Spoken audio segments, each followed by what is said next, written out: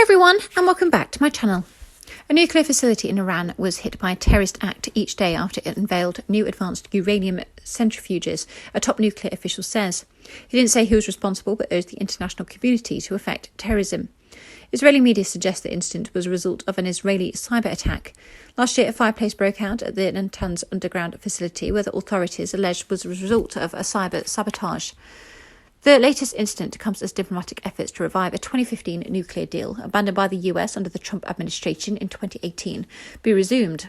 On Saturday, Iran's President Hassan Rouhani inaugurated new centrifuges at the Natanz site, which is vital to the country's uranium enrichment program, during a ceremony broadcast live on television.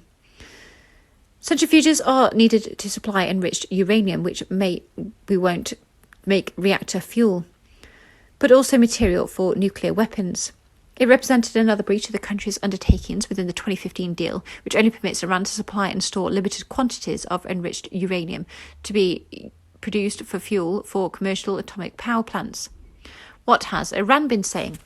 On Sunday, a spokesman for the Nuclear Energy Organization of Iran, AEOI, Behrouz Kamalvandi, said an incident had occurred within the morning involving the nuclear facility's power network. Mr. Kamalvandi didn't provide further details, but told Iran's Fars press agency that there's been no casualties or leaks. Later, State TV read out a press release by AEOI head Ali Akbar Salhi, during which he described the incident as sabotage and nuclear terrorism. Condemning this despicable move, the Islamic Republic of Iran emphasised the necessity for the international community, and therefore the International Nuclear Energy Agency, IAEA, to effect this terrorism. He was quoted as saying, "Iran reserves the proper to require action against the perpetrators." The IAEA said it had been conscious of the reports on an event, but wouldn't comment. How could Israel be involved?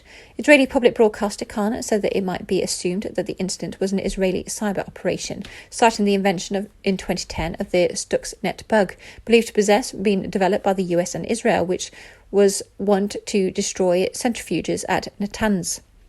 Haaretz newspaper also said the incident might be assumed to be an Israeli cyber attack. Ron Ben Yasheh, a defence analyst at the Ynet News website, said that with the Iran progressing toward nuclear weapons capability, it has been reasonable to assume that the matter won't are caused by an accident, but by deliberate sabotage intended to slow the nuclear race accelerated by the negotiations with the US on removing sanctions.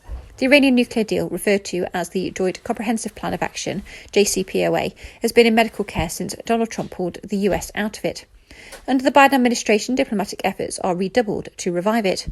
But Israeli Prime Minister Benjamin Netanyahu has warned against a return to the deal and declared last week that Israel won't be bound by a replacement agreement with Tehran. What happened to the deal? The nuclear deal only allows Iran to supply and store limited quantities of uranium enriched up to 3.67% concentration. Uranium enriched to 90% or more often won't to make nuclear weapons. Mr. Trump said that the accord was supported a giant fiction, that a murderous regime desired only a peaceful atomic energy program, and reinstated crippling economic sanctions in an effort to compel Iran to barter a replacement. Iran, which insists it doesn't want nuclear weapons, refused to try to do so and retaliated by rolling back a variety of key commitments under the accord. It has since accelerated the breaches in an effort to extend pressure on the US that it included operating advanced centrifuges to complement uranium, resuming enrichment to 20 concentration of the foremost fissile U-235 isotope, and building a stockpile of that material. Thanks for listening. Please like, comment and subscribe.